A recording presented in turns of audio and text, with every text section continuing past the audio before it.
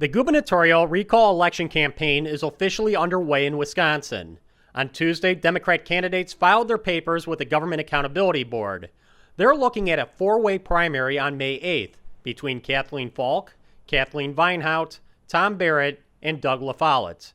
Governor Scott Walker and Lieutenant Governor Rebecca Kleefisch started their day in Dane meeting with supporters. When it comes to spending and the economy and education and reform, we're turning things around. We're headed in the right direction. We're moving Wisconsin forward. But now think about it. We helped this past year the people of this state, not the government, the people of this state create more jobs than when we first started.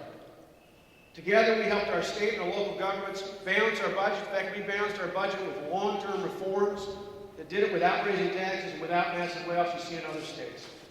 And we make our government work better for the people we are elected to serve. Now, at any other time, in any other state, that'd be a pretty compelling argument for re-election in a couple of years, wouldn't it? And yet here we face a recall election in less than 2 months. Well, those out-of-state special interests, you know, the big government union bosses in Washington and elsewhere, they want this election to be about chaos. But we've got something to match that. Instead of chaos, we believe this election is about courage.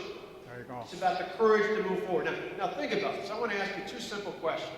And I'd ask any crowd. This doesn't matter if it's supporters or not, Republican or Democrat, anywhere in between. How many of us have looked back in time and looked at people who ran for office when they got in and asked ourselves, why do people not keep their promises? Why do people in politics not keep their promises? Well, we kept our promises. Yeah. We moved this state forward. We did everything we said during the campaign and more, and if you elect me again on June 5th, I'll continue to keep the promises to the people of the state.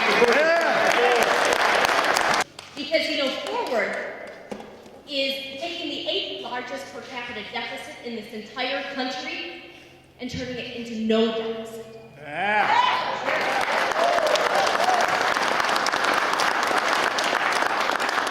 We went from 5 years of 5% tax increases every year to a true property tax freeze. That's forward.